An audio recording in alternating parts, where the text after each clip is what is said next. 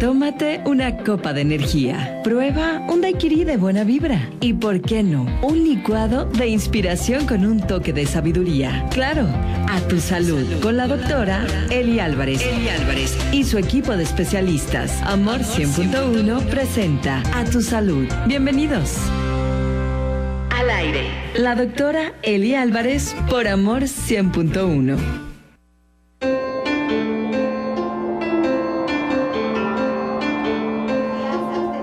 Ya sabe, una emisión más de este programa A Tu Salud a través de 100.1 FM en Grupo CIPSE. Somos la estación Nueva Amor y nos puede localizar por internet www.cipse.com, abriendo la sección de radio y ahí ve el icono con un corazón que es la Nueva Amor y le da clic y nos escucha en tiempo real.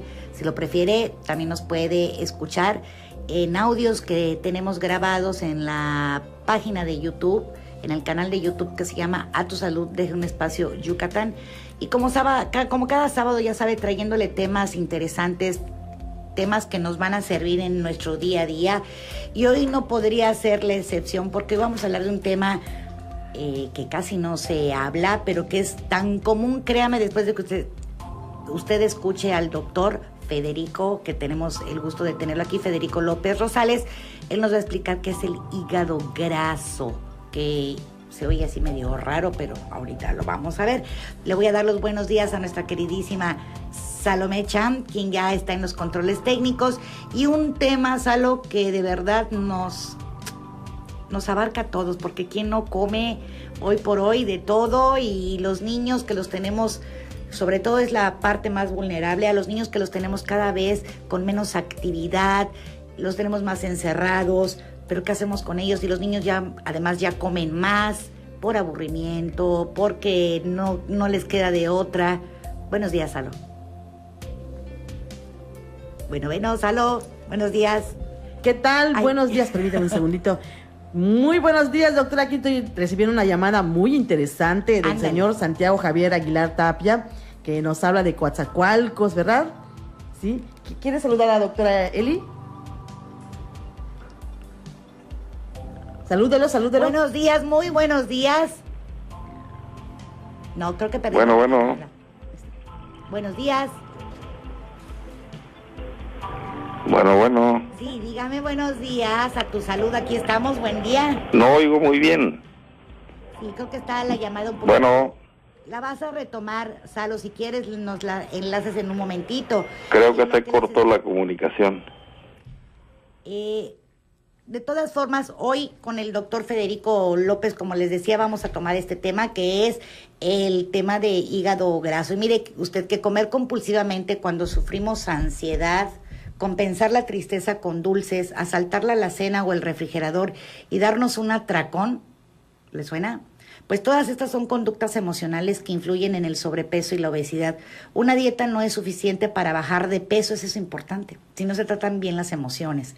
Es por eso que la pirámide de la alimentación saludable hoy por hoy incluye el equilibrio emocional como la principal recomendación de estilo de vida.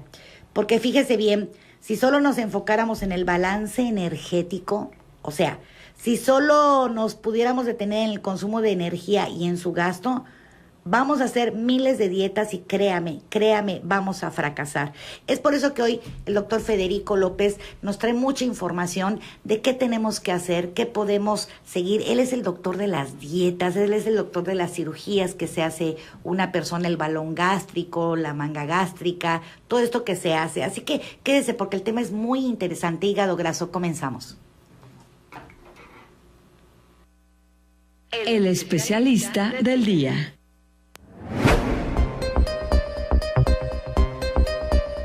En febrero de 2014, la Organización Mundial de la Salud informó que en el planeta existen más de 1,000 millones de adultos con sobrepeso, donde 300 millones son obesos.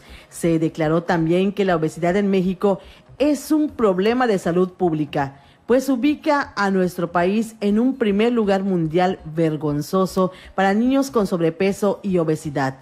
Existen 4.5 millones de niños entre 5 y 11 años con sobrepeso.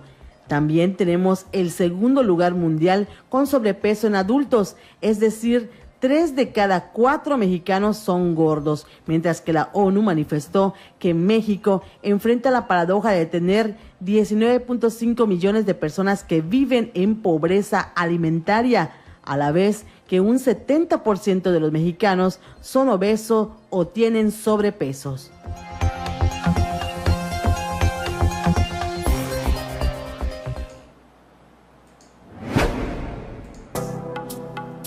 Y mire usted, para los que son amantes de las comidas grasosas, para los que tienen kilos de más y para los que se alimentan fatal, esto sin duda les interesa.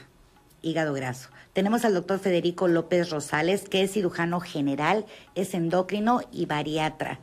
Es egresado del Instituto Nacional de Ciencias Médicas y Nutrición Salvador Subirán y es miembro del Colegio Mexicano de Cirugía contra la Obesidad y Enfermedades Metabólicas, pero además hace su consulta privada en la Clínica Mérida. Buenos días, doctor Federico. Hola, muy buenos días y gracias nuevamente por la invitación. Qué tema, ¿eh? Sí, y de hecho pues esto se deriva de la vez previa que estuve aquí, el programa interesante que tuvimos la vez pasada, que fue básicamente de obesidad y cirugía de obesidad. Y digo, ahora sí que sin quererlo, al tocar las comorbilidades de la obesidad, que una es el hígado graso, pues salió lo interesante del tema y sobre todo el poco conocimiento general que hay en la población de un tema que es tan prevalente, ¿no? Y sobre todo que pues realmente como un artículo leí, dije, el arma de destrucción masiva para el hígado, la fructosa, es algo que tenemos al alcance en todos lados y que todo el tiempo estamos ingiriendo y la verdad sin saberlo, una por ignorancia y dos porque la misma industria o incluso oculta información, ¿no? Entonces estamos siendo envenenados constantemente. Wow. Con ciertos componentes de las comidas procesadas y las bebidas endulzadas, ¿no? Porque ustedes recordarán que el doctor Federico, que estuvo aquí hace cuestión de 3 semanas, nos explicaba que hemos adquirido también sobrepeso por el jarabe de maíz de alta fructuosa que le meten a todo. O sea, usted no tiene idea de todos los alimentos, es que es todo. Sí, lo que pasa es que es un endulzante mucho más barato que el azúcar convencional. El azúcar convencional es derivado de la caña de azúcar. Y el jarabe de maíz, pues del maíz, es mucho más barato. El maíz, además de que al hacerlo transgénico, pues lo producen en grandes cantidades. Y pues de esta forma, pues es mucho más barato endulzar el alimento, ¿no? Y que por cierto que no tiene nada que ver, pero es un tema aparte. Que por cierto también la producción de azúcar en México ha decaído y que los campesinos se enfrentan a una crisis porque ya no se les compra azúcar a ellos. Así es. Sino se trae el azúcar de Estados Unidos, pero de forma de glucosa. ¿Sabe qué es la glucosa? Son esas mieles, jarabes, siropes que le echan a los batidos en todos los lugares, en lugares de coctelería, me decías, por ejemplo, las margaritas, sangrías. Es esa miel derretida que usted ve en forma de chocolate, de fresa, lo que ponen los hot cakes encima. ¿No? Sí, pero eso igual es jarabe de maíz. Todo eso es jarabe de maíz. Porque luego dicen, ¿y dónde se vende? ¿O cuál es el jarabe? No. Y eso se le agrega a su galleta, a su pan, a su café, a tantas cosas que usted pide y que está todo procesado. Entonces, eso nos provoca a la larga, y hoy más en los niños, el hígado graso. Entonces, Doc, para entrar en el tema, para empezar y que todos entendamos, ¿qué es el hígado graso? Sí, el hígado graso como tal, es el término común y corriente, el nombre técnico médico de la enfermedad es enfermedad por hígado graso no alcohólico.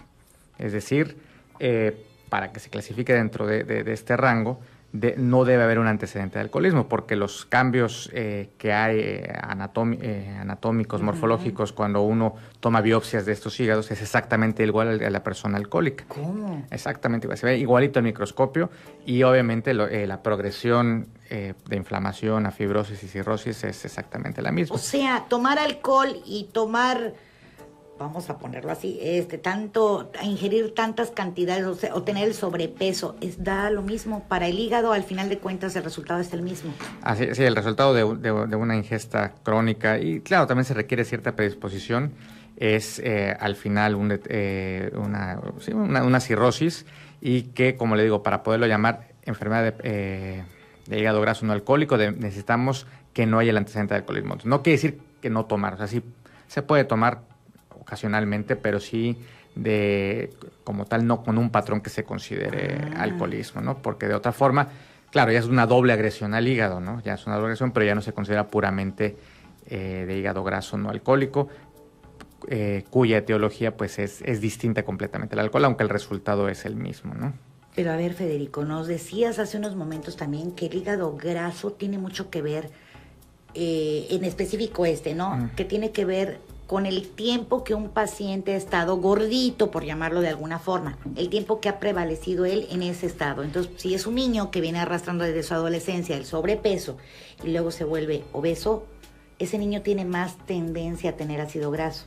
Hígado graso, perdón. Así es. Sí, digo, ahorita todo esto salió en la plática pasada derivado de lo del jarabe de maíz y de la obesidad, pero obviamente no es la única causa. O sea, para poder desarrollar esta enfermedad de hígado graso, sí definitivamente se requiere cierta susceptibilidad genética, porque pues también tiene que ver la forma en cómo uno procesa tanto los lípidos como el azúcar, ¿no?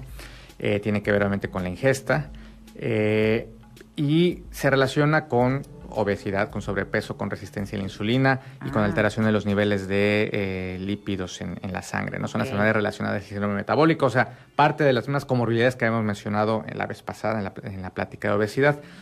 Todo esto predispone al hígado graso, pero no quiere decir que el no ser obeso no lo excluye a uno de tener hígado graso. O sea que también un delgado puede tener hígado graso. Sí, debido a las principalmente al jarabe de maíz, por ejemplo, hasta 15% de la población no obesa puede tener hígado graso y obviamente no saberlo. Claro, si a esto ya agregamos la obesidad, en obesidad grado 1 y grado 2, 65% de la población tiene hígado graso, y ya en obesidad grado 3, 85% tienen hígado graso. O sea, con esto ves cómo los demás factores contribuyentes pues van agravando la agresión al hígado, que en este caso ya es la obesidad, que como hemos platicado la vez pasada, la obesidad específicamente la central, el aumento de la grasa visceral, genera... De la panza, exacto, la pancita. Que tengas panza genera hormonas que interfieren con la sensibilidad a la insulina, o sea, provocan resistencia a la insulina, que es un paso antes de la diabetes, y todo esto a su vez, pues, contribuye negativamente al metabolismo en el hígado. Es un círculo vicioso, porque también a su vez el jarabe de maíz, por ejemplo, incrementa la grasa visceral. Y la misma grasa visceral incrementa el hígado graso. O sea, sí, se vuelve el círculo es un círculo vicioso. Entonces, por eso, al estar uno con sobrepeso y obesidad, pues se dispara de forma importante la prevalencia de hígado graso, ¿no? Ahora, hablar de lo que es hígado graso, el nombre completo de la enfermedad, que es hígado graso no alcohólico, a su vez tiene varias... es un amplio espectro de enfermedad. La más común es lo que se le conoce simplemente como esteatosis hepática, es decir, acumulación de grasa dentro del hígado, que es pues el hígado graso común y corriente, ¿no? Es, digamos, que en la fase en la que empiezan pues todos estos pacientes, ¿no? Oye, Federico, pero a ver, decíamos la vez pasada que si el sobrepeso y la obesidad dolieran, iríamos corriendo con el médico. El problema es que no duele como tal. ¿El hígado graso tampoco duele? No. Sobre todo en estas fases iniciales, que obviamente es la más común. La fase de hígado graso, esteatosis simple. ¿Por qué? Porque no hay un proceso inflamatorio. O sea, si tú en ese momento solo hay infiltración de grasa, exceso de triglicéridos en el hígado. De hecho, se dice que es una concentración mayor del 5.5% de triglicéridos en el hígado. Eso ya se considera hígado graso. Pero eso es esteatosis simple. Ahora, de todos los pacientes que tienen hígado graso de esta fase inicial, alrededor del 30% con el tiempo va a progresar a la siguiente fase, que ya se le llama esteatohepatitis no alcohólica, que quiere decir que además de la infiltración grasa ya va a haber un proceso inflamatorio. ¿Por qué? Pues uno, porque los factores contribuyentes, como hemos dicho, la obesidad es un estado proinflamatorio y secreta moléculas que intervienen en la resistencia a la insulina, pero además en una inflamación crónica sistémica, ¿no? Y dos, pues ese exceso de ácidos grasos como tal empieza a ser tóxico en la misma molécula. Y en esa etapa tampoco duele. Tampoco. O sea, pudiera llegar a haber molestias inespecíficas, más que dolor, pues de repente cansancio, fatiga, disminución de la energía, que se lo podemos atribuir a todo lo que tú quieras. Menos ¿no? ácido graso. Menos hígado pero graso. A partir de este programa yo espero que muchos pensemos ya en esta palabra que es hígado graso y que es cada vez más frecuente. Nos vamos a ir a un corte, pero regresamos de verdad con este importantísimo tema que es hígado graso. Regresamos.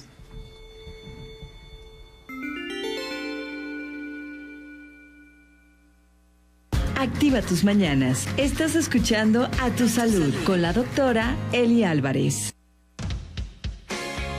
El destino pone a muchas personas en tu vida, pero solo las mejores permanecen para siempre. Escuchas A Tu Salud por Amor 100.1.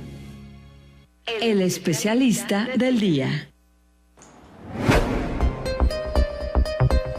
Desde los años 80, los niños han tenido la inclinación por consumir alimentos distintos a los acostumbrados en la familia. Desean comer la denominada comida rápida, como hamburguesas, pizzas, hot dog, pollo frito, etc. Aquellos de familias de recursos económicos bajos comen de lo que hay en casa y buscan otro sabor para disfrutar inclinándose por la comida chatarra. Asimismo, la actividad física es casi nula. Lo peor es que se están heredando a los niños estos hábitos de vida.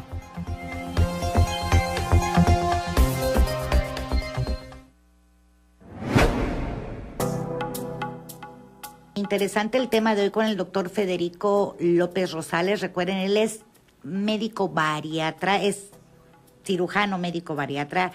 Y la importancia de todo eso es que es el doctor que nos hace las dietas, es el médico que nos opera, el que pone el balón gástrico, la manga gástrica, o sea, ya cuestiones ya bastante fuertes. Si hablamos de cirrosis, estamos hablando de lo que es hígado graso, y si hablamos de cirrosis causada por obesidad, hay una enfermedad que se llama hígado graso y que se llama así porque produce, ¿sabe cómo? El mismo daño y la misma secuencia de enfermedad que en el alcoholismo, que es lo que nos decía el doctor. O sea, es increíble, o sea, comas carbohidratos o tomes alcohol, a la larga, Federico, te da cirrosis. Y es lo que hay que entender. Digamos, es la fase terminal de la enfermedad. No quiere decir que todos vayan a llegar a eso, ¿no? Que era justamente lo que estábamos platicando, ¿no? Exacto. Primero que nada, que la prevalencia de hígado graso sí es muy alta, obviamente ya teniendo en cuenta el peso, ¿no? Si tomamos en cuenta que 65% de la gente con obesidad grado 1 y grado 2 tiene hígado graso y 85% de grado 3 tiene hígado graso. Y si eso le agregas que de los 110 millones de habitantes que hay en el país, más del 70% tienen sobrepeso u obesidad, entonces estamos hablando... 7 de cada 10. 7 de cada 10 tienen sobrepeso u obesidad. Y de ese 70%, o sea, de esos 70, 80 millones, pues casi el 70% tienen hígado graso. Entonces, fíjate, estamos hablando de alrededor de 50 millones de mexicanos con hígado graso. O sea, mitad de la población de México, en pocas palabras. Un poco más de la mitad de la población. Así y que esto viene puede ser desde la adolescencia. Desde niños. Entonces, exacto. Ojo, papás, porque desde el momento en que ustedes vean que el niño, su hijo, está subiendo de peso, por favor, piensen en hígado graso. Porque el hígado, pareciera que todos sabemos qué función hace, Federico, pero no lo sabemos en sí. Danos una repasadita rápidamente. ¿Qué función tiene el hígado y cuáles son las funciones que se pierden cuando tienes hígado graso? Sí, mira, el hígado se encarga de metabolizar todos los nutrientes que ingerimos, porque al final de cuentas los nutrientes que absorbe el intestino llegan al hígado para que el hígado los metabolice, es decir, tanto proteínas como grasa, como los azúcares, ¿no? Y se metabolizan y de ahí además se sintetizan nuevas moléculas de estos mismos nutrientes para ya llevarse al resto del cuerpo. Además de sintetizar proteínas especiales, sintetizan proteínas que intervienen en la coagulación, que se llaman factores de coagulación. Sintetizan una proteína que se llama la albúmina, que tiene mucho que ver, o sea, transporta algunas moléculas y tiene que ver mucho con la cicatrización. Sintetiza bilirrubina, que también sirve para la absorción de las grasas y da el color peculiar verde que tiene la bilis, ¿no? Sintetiza moléculas de colesterol, triglicéridos, o sea, por una parte las procesa, pero además también es capaz de crear nuevas moléculas. Almacena también azúcar en forma de glucógeno. En fin, pues es como le llaman, un laboratorio. Exacto. Entonces, pues es... Imagínense que ese laboratorio se empieza a echar a perder y no empieza a funcionar bien. Se nos descompone todo el cuerpo. Así es. Claro, esto, ya la disfunción hepática o la alteración de la función hepática ya se presenta en las fases finales de la enfermedad.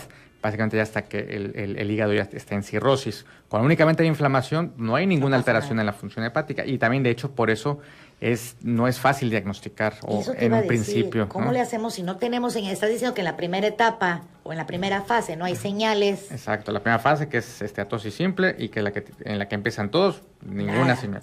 La segunda, que es a la que el 30% de esa fase inicial progresa, que ya es cuando hay un proceso inflamatorio, pues pudiera haber molestias inespecíficas, y eso sí las hay, ¿no?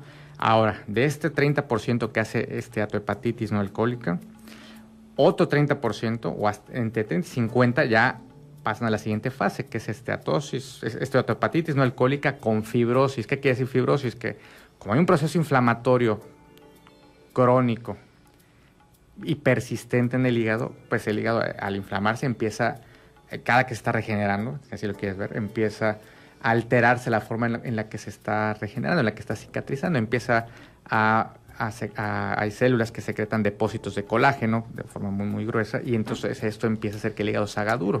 Sí. Esa parte de fibrosis aún es reversible con los cambios dietéticos, ya sea por pérdida de peso secundaria cirugía o por pérdida de peso con dieta de ejercicio, lo que corresponda.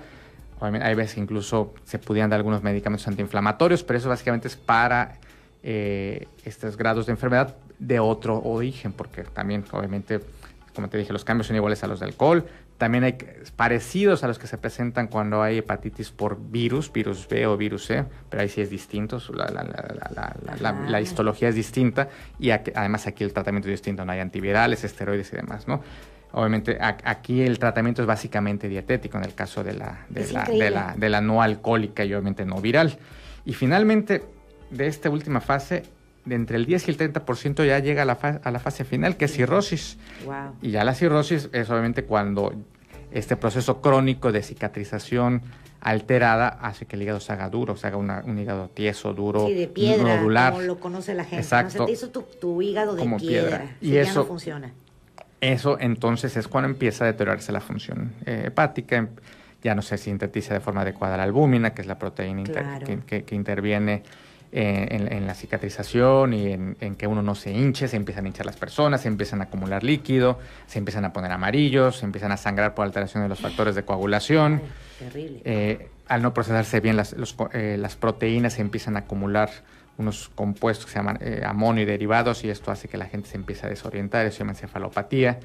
Pero todo esto ya es cuando está en una de las fases finales. Que al final, ¿no? Qué tristeza que al final termines igual que termina un alcohólico. Exacto. Porque tanto por comer mucho como por tomar alcohol. Ahora, imagínense los que comen mucho y además consumen alcohol. Exacto. Doble agresión al hígado. Doble agresión. Y eso pero eso no nos lo dicen, Federico. Exacto. Yo me estoy enterando de todo esto hasta ahorita. Entonces, ¿no? Es muy común que uno como cirujano entra a operar, no sé, de emergencia de un apéndice, de una vesícula, a una persona, digamos, a una persona con sobrepeso u obesidad grado 1 de 65 años, supongamos, ¿no? Entra uno y una persona que aparentemente estaba bien y no tenía un síntoma, y sorpresa, el hígado cirrótico. Y dicen, ¿pero cómo? Si nunca tomó, exacto, si nunca la transfundieron, no tiene virus. Todo este grupo importante de personas eran las que antes le decían, no, pues, quién sabe por qué le dio. Seguro se tomó algún medicamento y le hizo daño. Era lo clásico, ¿no? Los fármacos. Exacto, que le echaban la culpa a los fármacos. Exacto. O lo que se llama idiopática, es decir, que no se sabe por qué es. Hoy en día ya sabe que ese grupo tan grande de pacientes es por el hígado graso. Por gordura, señores. Gordura, así que... Y hay que tener ojo a esto, perdón, sigue. Y el otro contribuyente nuevo es el jarabe de maíz, porque además de todo, es cierto, el conocimiento de esta enfermedad es relativamente reciente, hace 50 años no se sabía mucho de esto, pero también la incidencia va de la mano de la obesidad, o sea, así como se ha disparado la epidemia de obesidad, también se ha disparado esto. Es en los últimos 20, 25 años que ha incrementado de forma tan importante la incidencia y prevalencia de hígado graso, y tiene que ver también tanto por la obesidad, pero por las cuestiones dietéticas, las cuestiones ambientales. Y aquí es donde sí tiene que ver mucho el jarabe de maíz. Es lo que ya se ha visto que es un contribuyente, porque es con lo que se ha endulzado todo recientemente en los últimos años, ¿no? Sí, todo lo procesado. Increíblemente, si cambiamos nuestros hábitos, nos asegura el doctor que nuestro hígado graso se puede revertir. Vamos a irnos a un corte y nos va a explicar en el siguiente bloque cómo sucede todo esto. Regresamos.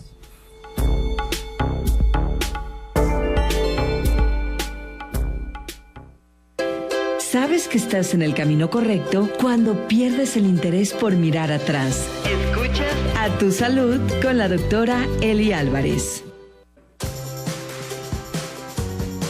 Tu cuerpo es tu compañero de vida. Cuídalo, escúchalo, atiéndelo. Estás escuchando A Tu Salud por Amor 100.1. A Tu Salud te presenta Por Tu Sonrisa. Lentes, dientes chuecos, acné y sobrepeso son los 4 factores por los cuales los niños y adolescentes sufren de acoso escolar o bullying, así como la violencia intrafamiliar desde los 9 o 10 años de edad. Los niños se enfrentan a la discriminación, donde los sobrenombres, burlas y rechazo social los golpea en su autoestima, sintiéndose niños no queridos, no deseados y no aceptados tanto por su familia como por sus amigos, por lo que incluso muchos de esos niños llegan a la adolescencia a tomar medidas extremas como el suicidio. Usted como padre o madre debe de tratar de combatir algunos de estos factores llevándolos con los especialistas adecuados.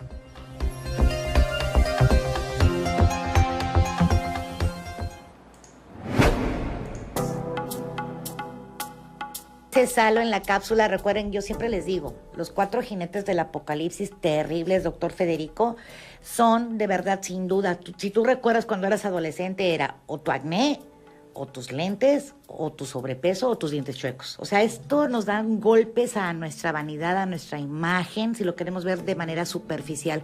Pero cómo impactan por dentro, cosas que no nos dejan vivir. Sí, claro, porque además en ese momento en esa etapa de la vida, en la adolescencia, en la que está formando uno una autoidentidad, pues es muy, muy, muy importante para la autoestima la imagen corporal, ¿no?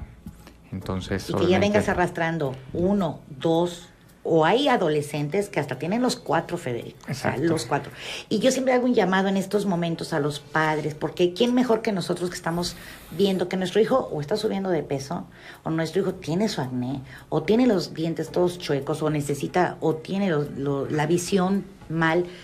Pues ir atacando uno por uno si está en nuestras manos, ¿no? La salud es parte de nosotros, de nuestra función como padres.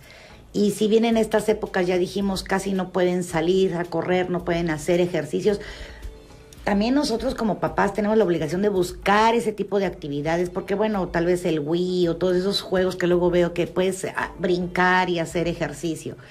Si yo veo a mi hijo gordito y con sobrepeso, es urgente que yo piense que ese hijo puede desarrollar hígado graso. Es lo que yo quiero que le quede hoy muy, muy profundo en el pensamiento de todos los padres. ¿No es así, Federico? Así es. Y pasa lo mismo que te comenté hace rato con la gente mayor. Cuando uno opera y se encuentra que tiene cirrosis, pues cuando operamos gente joven, hablando obviamente de urgencia, alguna cirugía de apéndice, o incluso cirugías selectivas, pero no relacionadas a la obesidad, como te digo, la más común, que es quitar la vesícula, pues encontramos que tienen, la gran mayoría de los pacientes tienen hígado graso, ¿no? Y en los niños, pues hasta la mitad pueden llegar a tener hígado graso, ¿no? Niños, adolescentes, que ellos básicamente pues es por apendicitis que lo llegas a operar, ¿no? Entonces, y pues no lo saben, ¿no? No se tiene idea. Y la parte bella de todo esto es que el hígado graso puede ser reversible con tan solo modificar hábitos. Es increíble esto que nos platicas. Solo con hacer ejercicio, por ejemplo, con bajar de peso. Hacer ejercicio, bajar de peso. Por ejemplo,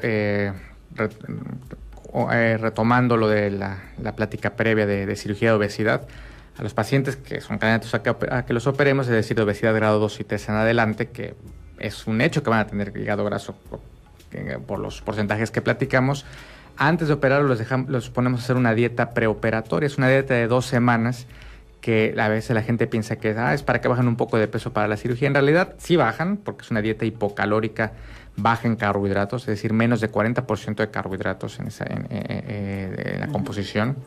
Sí van a bajar, realmente no es tanto lo que bajan, pero lo que nos interesa es la reducción del volumen hepático para la cirugía, porque esta cirugía la cirugía de obesidad la hacemos abajo del hígado, y un hígado graso enorme pues nos va a estorbar o nos puede hacer incluso imposible la cirugía.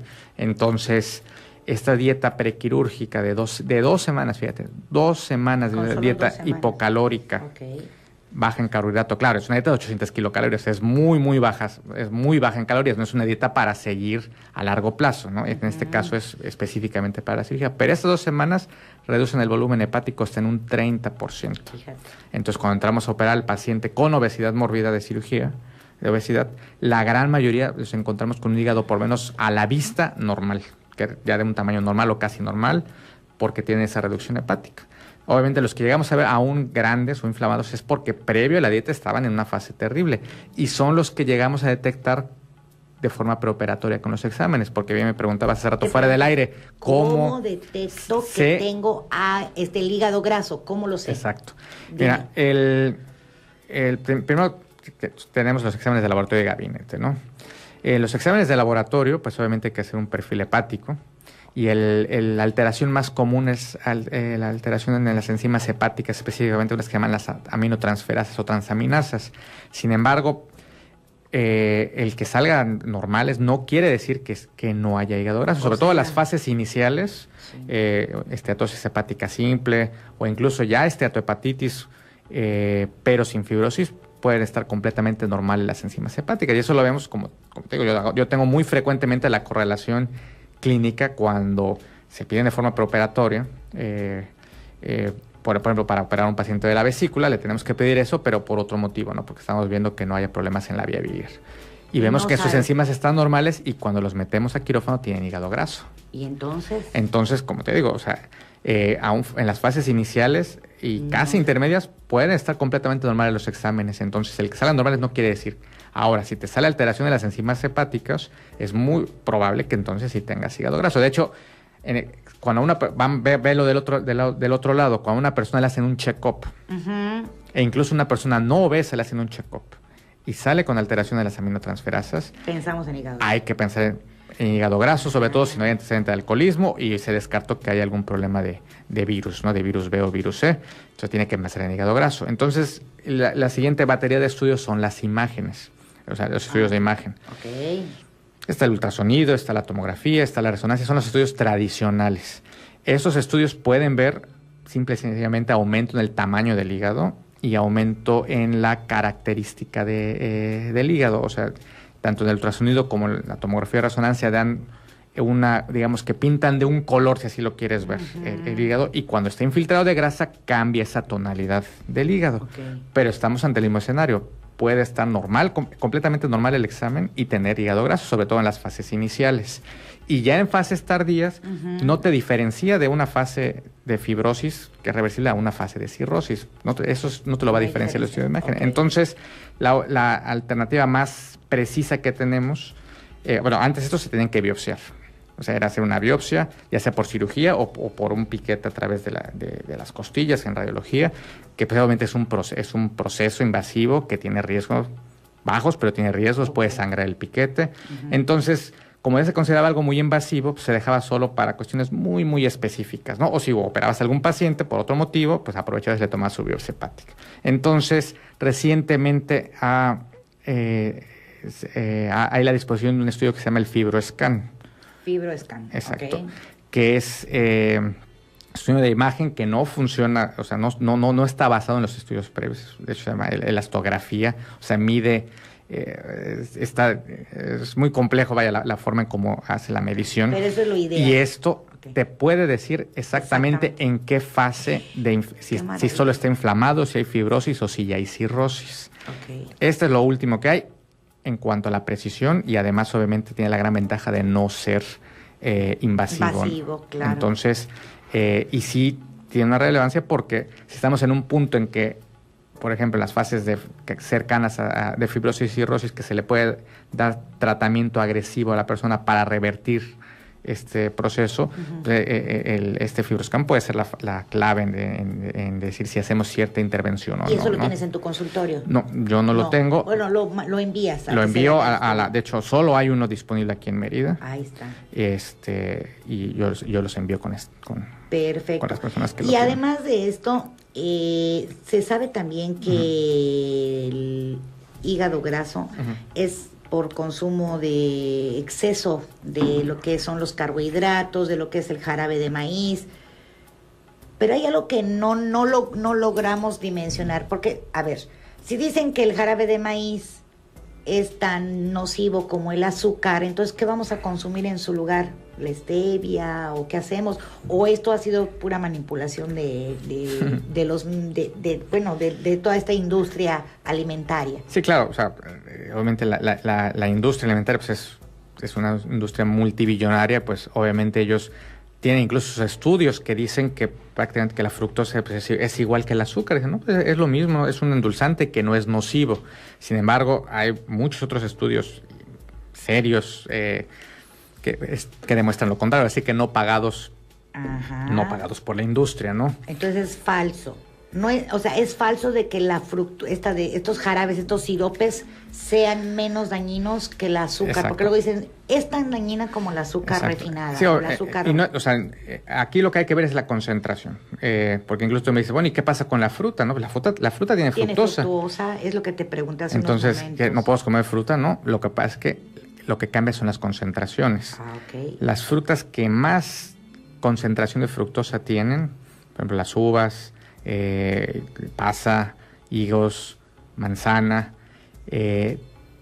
tienen alrededor de un 10% de fructosa, ¿no?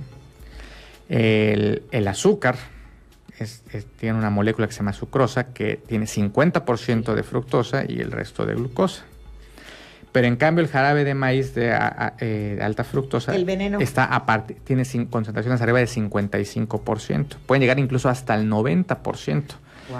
Ahora, otro detalle importante, o sea, obviamente es muy dulce, es más dulce que la glucosa, entonces más adictivo. Y algo interesante,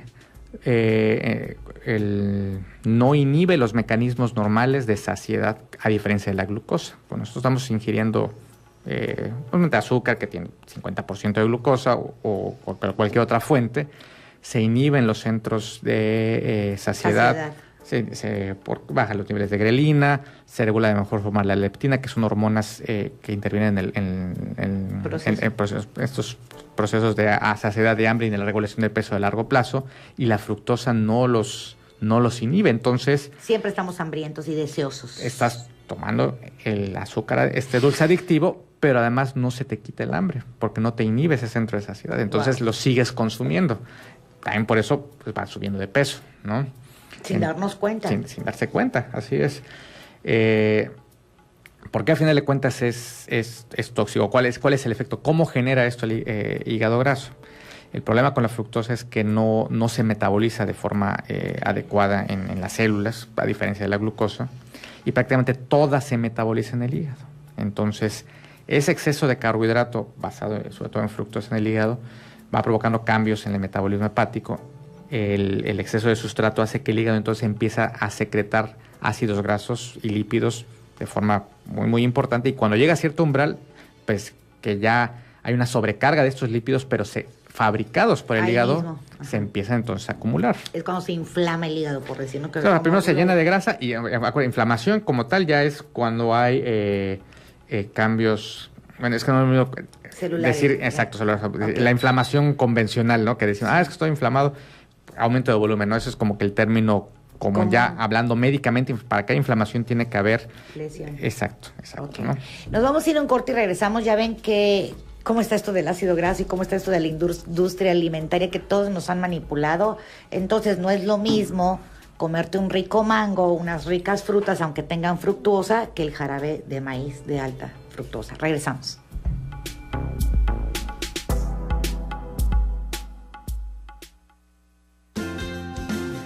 La felicidad radica ante todo en la salud. Estás escuchando A Tu Salud con la doctora Eli Álvarez.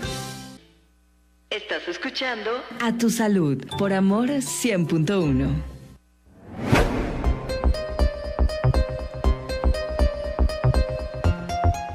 México ha sido declarado en urgencia nacional.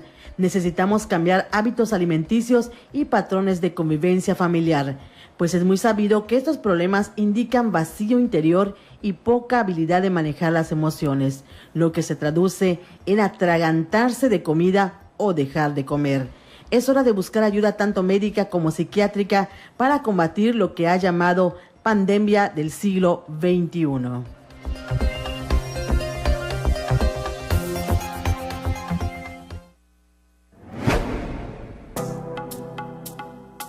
Es la quinta causa de muerte en México. Cada año mueren 30,000 personas por esta enfermedad. La cirrosis hepática por hígado graso, que no es de origen alcohólico, es la segunda causa de enfermedad hepática en nuestro país. Y es la primera causa en Estados Unidos. Y el 70% de la población en México presenta problemas de sobrepeso u obesidad. El 50% de los mexicanos con obesidad y sobrepeso, ¿qué creen? Nos los acaba de decir el doctor Federico, tiene hígado graso aproximadamente. Y cerca del 20% de los pacientes con hígado graso desarrollan cirrosis. Entonces estamos en un panorama bastante tétrico, muy real, pero que tiene solución movilizándonos, es increíble. Y además modificando hábitos, que eso es lo principal, es reversible. Por eso a los papás un llamado, por favor, porque bueno, es que también... Imagínate hacer cambios cuando yo como mamá me encanta la vitamina T y tengo los tamales, las tortas, las tortillas. ¿Tenemos una llamada, Salo? Tenemos varias llamadas, hay muchas dudas. A ver, y la primera es de don José Antonio González Zip, gracias por llamar. Nos dice que nos puede decir acerca de la miel, que dicen que es natural, ay, qué bueno, sí. Que si nos hace daño, y también la señora Erika, un saludo para la señora Erika. Un saludo. Nos dice que ella le dijeron, como tiene antecedentes diabéticos, le dijeron que cambie el azúcar de caña por la fructosa, que es de origen de fruta. Entonces dice ella que ella compra 1 kilo y le tarda hasta 6 meses. Ella se toma una cucharadita nada más para endulzar. Dice ella que siempre así hace daño. ¿Qué nos podría decir el doctor? ¿Y le hago la última pregunta o...? Sí. Sí.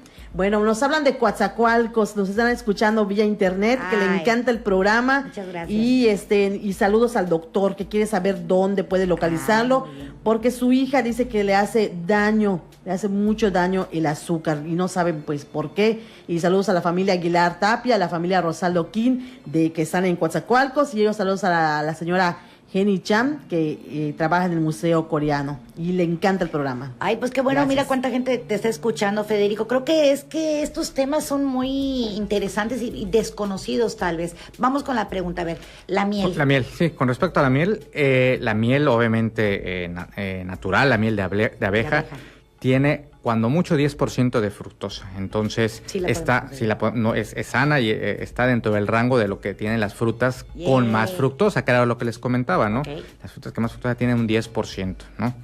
Entonces, claro, todo esto es de cantidad, es el porcentaje, pero si al final de cuentas te comieras, porque ni siquiera es posible, 12 manzanas, pues sí, es una cantidad que ya va a generar problema tanto por calorías como por la cantidad de fructosa, pero simple y sencillamente eso no es posible porque cuando uno se come la manzana de forma natural, la fibra que tiene la manzana le va a dar a uno saciedad. Te llena. Entonces una manzana y ya se llena uno, cuando mucho 2, entonces no hay forma que uno ingiera la cantidad nociva, por decir. Exacto, nociva de fructosa. Y con la miel, pues obviamente sería lo mismo, nada más hay que ver la cantidad de miel que consumes durante el día. Pero es simplemente un buen endulzante, pero la miel natural de abeja. La de abeja. Exacto. Y estaba la otra que le mandaron fructuosa en lugar de azúcar. ¿Cómo cambió la caña por la fructuosa. Sí, claro, no. Está completamente erróneo eso. Pues es que depende cuál es, para qué lo quieran. Efectivamente, o sea, si para una persona diabética... endulzar porque tiene antecedentes diabéticos. Una cosa antecedente y otra cosa es ser diabético. Obviamente, si uno es diabético, pues obviamente hay que tener el tratamiento pertinente, ¿no? Ya sea con hipoglucemiantes o cualquiera de los medicamentos para absorber la glucosa en la sangre o insulina si fuera necesario, ¿no? No por el antecedente. Ahora, que la caña de azúcar efectivamente pues tiene sucrosa, cuya mitad tiene glucosa, y para la otra mitad, el otro 50% es fructosa, entonces también tiene fructosa, pero obviamente esto está en una relación normal. La relación tiene que ser máximo 1:1. Cuando se incrementa esa relación como es el jarabe de maíz, que tiene prácticamente 50% más de fructosa con respecto a la glucosa, es cuando vienen los problemas. ¿Por qué? Porque la fructosa efectivamente no le va a dar, no le va a elevar en un principio como tal la molécula propia de fructosa, el azúcar, o sea, los niveles de glucosa en sangre, porque no es glucosa, es fructosa, y como les dije, no se metaboliza, la metaboliza el hígado, pero el hígado, a final de cuentas, la va a acabar convirtiendo, o sea, todos los sustratos finales se van a acabar convirtiendo en grasa, en ácido úrico, y va a generar más problema metabólico. ¿Y qué va a poder tomar? Y obviamente eso de estar tomando una cucharada de fructosa, pues obviamente habría que ver la etiqueta de qué porcentaje de fructosa es, porque eso es lo interesante. Uh-huh. Realmente desconozco exactamente cuál hay que cambiar nada más, ¿no? No, o sea, qué cantidad sea la que realmente está tomando al día, okay. Pero ese concepto es erróneo. O sea, si se tiene diabetes o antecedentes diabéticos, se tiene que tomar el tratamiento para la diabetes, no... Cuarto de cucharadita. Que un cuarto de cucharadita. No, pero es que no es la cantidad, sino es el porcentaje que tenga de fructosa, y para eso hay que ver la etiqueta. Okay. Que es otra cosa que estábamos platicando fuera del aire, el problema de las etiquetas. ¿Qué tal la etiqueta? Que no te lo El dice. etiquetado que o te puede no decir o ocultar, ¿no? Sobre todo ahorita que estábamos platicando, por ejemplo, de lo de la manzana, ¿no? Que te dije, no te puedes comer 12 manzanas porque eso te va a dar saciedad. Pero, por ejemplo, aquí traigo un estudio hecho en Estados Unidos, obviamente, aquí en México no hay, muy interesante, en el que se toman los refrescos, o sea, las bebidas endulzantes, ya sea refrescos o jugos más comunes que se venden allá en Estados Unidos, y analizan la cantidad de fructosa que tiene y la relación fructosa-glucosa, que como les dije, cuando es arriba de 1 es cuando es problemático. Entonces, por ejemplo, tomando lo de la manzana, aquí hay un jugo de manzana que le dicen 100% natural, que se llama Juicy Juice, que de inicio la etiqueta niega que tenga jarabe de maíz, de alta fructosa, y el estudio encuentra que tiene un 75% de jarabe de maíz. Entonces, primero que nada, están mintiendo. Claro. Y dos, pues es una cantidad muy importante. 75%. O sea, yo me tomo el 75% de pura fructuosa, la peligrosa, exacto, la que me hace mi hígado graso. Si tú tomas ese 100% Juicy Juice natural, ¿no? Wow. Que venden en Estados Unidos. Es natural, qué exacto, bueno. No. Y esto es, y así salen los estudios para todos los jugos que hay allá, el Hawaiian Punch, el B8 Splash Berry, en fin, varias marcas, algunas hay aquí, algunas no las hay Clamato, por ejemplo, y todos andan arriba del 50% de jarabe de maíz de alta fructosa, ¿no? Fíjate, el Tropicana 100% Orange tiene, a pesar de que la etiqueta niega que tenga jarabe de maíz. Tropicana, sí lo conocemos. Exacto, tiene más de 50%, de acuerdo a pues, hay que ponernos estudio, ojo, ¿no?, al chicharo, porque también, Federico, a ver, eso porque tú tienes ese estudio ahorita en tus manos que yo lo estoy viendo, pero como mamás y como consumidores, ¿cómo saberlo si la etiqueta nos lo oculta? Y a veces incluso puede ocultar de origen, pero por ejemplo, en productos que luego se importan, o sea, tú vas a Costco, por norma oficial mexicana se tiene que reetiquetar al idioma al español. Para nosotros, claro. Entonces, si tú luego le quitas la etiqueta, ves cómo incluso cambian la misma información al reetiquetarlo aquí, ¿no? Entonces, es un problema. Me preguntan si hay prevención para reducir el riesgo de este tipo de lesiones hepáticas, que además de la dieta hay algo más. Dieta, ejercicio. Ejercicio. Claro, porque se requieren ambas para poder bajar de peso, ¿no?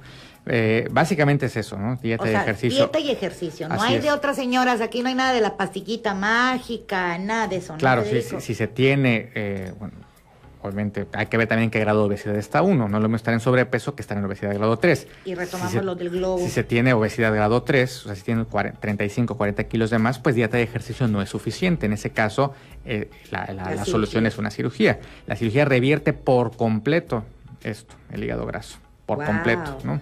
Incluso fases ya tardías, una fase de fibrosis a una cirrosis, revierte con cirugía. Pero obviamente para operar a una persona de esto tiene que tener por lo menos obesidad grado 2, ¿no? No podemos operar a alguien con sobrepeso. En ese caso, el auxiliar, de acuerdo a norma oficial mexicana, para una persona con sobrepeso sería el balón gástrico, ¿no? Auxiliar a dieta y ejercicio. Recuerden que el doctor Federico López Rosales nos hace todo esto en la clínica, nos pone desde el balón típico gástrico que todos conocemos, teniendo aproximadamente decíamos, es un aproximado, tienen que escuchar nuestro audio anterior en el programa que él vino, pero más o menos entre 10 y 15 kilos, 20 kilos, puedes recomendarnos un balón gástrico, y no es por estética, esto de verdad es por salud, por revertir este hígado graso.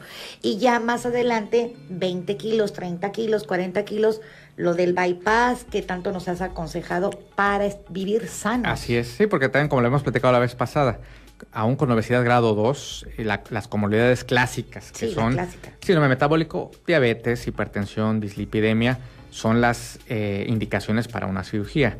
El hígado graso como tal todavía no es una indicación oficial, pero como les digo, esto es algo nuevo, que es relativamente reciente. Claro. Y las indicaciones de la norma oficial son de 1991. Wow. Ya están bastante antiguas, pasadas de moda, si lo quieren ver. Entonces, se han modificado incluso los índices de masa. Hay en algunos lugares que incluso con obesidad grado 1 ya se está operando pacientes, y comorbilidades, claro, ya está operando pacientes. Claro. Hay veces que incluso se toma la grasa visceral más que el grado de obesidad, porque cuando uno toma la obesidad basándose en el índice de masa corporal, que habíamos platicado la vez pasada, pues no estamos tomando en cuenta la composición, la distribución de esa grasa. Hay gente que puede tener una distribución periférica, como habíamos dicho, que es la sana, y en cambio la gente que la tiene es la central, pues es la que metabólicamente está peor, por todo lo que habíamos platicado hace rato. La grasa visceral genera resistencia a la insulina, esta a su vez genera hígado graso, pero todo se hace un círculo vicioso. Entonces, una persona con obesidad grado 1, pero una cantidad muy importante de grasa visceral, pues se pudiera considerar candidata. En algunos lugares, de hecho, no estoy hablando de México, en otros países los operan porque ven sobre todo el beneficio metabólico que se tiene cuando se pierden estos 20, 25 kilos de más que tiene el paciente con obesidad grado 1, ¿no? Que, como hemos dicho, es el más difícil porque sí es una cantidad importante de sobrepeso, pero no la suficiente para en un principio ser candidato a cirugía de acuerdo a las indicaciones tradicionales de la norma oficial.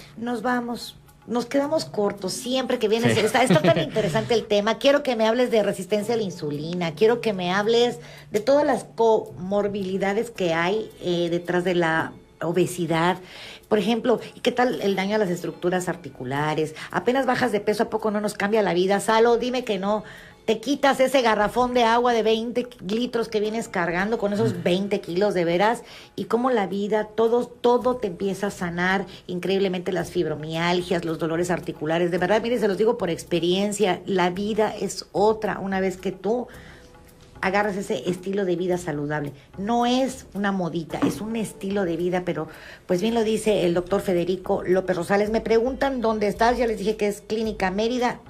¿Tienes algún teléfono o directamente? Sí, es el consultorio 120. Consultorio 120. Y el teléfono es 925-75-85. Pues muchísimas gracias, Doc. Muchísimas gracias a toda la gente que estuvo interesada. Vamos a subir el audio en unos momentos y prontito lo tendremos de regreso. De verdad, no sé qué tema usted quiera en específico que él toque. Está interesantísimo eso de la diabetes también, Federico, porque como dice la señora, ¿no? Me mandan fructuosa, pero es azúcar, y me mandan fruta y que tampoco puedo comer. ¿Qué tanto mito es eso de que no pueden comer fruta los diabéticos, por ejemplo? ¿O qué es real? Y lo tendremos de regreso, se los prometo, muy, muy pronto. Hasta la próxima.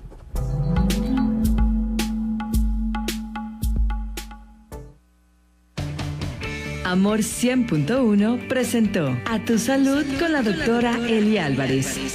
Hasta la próxima.